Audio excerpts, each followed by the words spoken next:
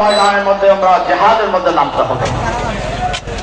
হামলা এবং বিভিন্নভাবে জোর প্রয়োগ করে তাদেরকে পদত্যাগ শক্তিশালী ঐক্যবদ্ধ আমরা একটা প্ল্যাটফর্ম চাই। চান কিনা আপনারা?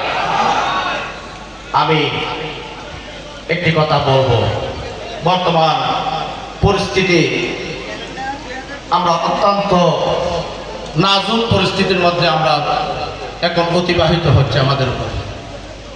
এই মুহূর্তে আমি আওলাদে পাকগণ সাজ্জাদান সিন্ধের এবং শাহজাদায়ে গৌসুল আজম মেজভান্ডারির খেদমতের মধ্যে আমি আরজ করব। গৌসুল আজম মেজভান্ডারি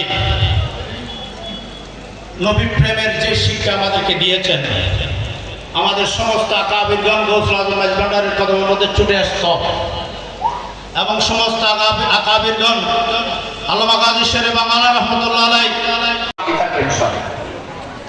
শুধু মিলাদুন নবীর মানুষ যতদিন বাঁচি থাকবে তা নয়, দুনিয়া ফানা হয়ে যাওয়ার পর আমার নবীর মিলাদ চলতে থাকবে।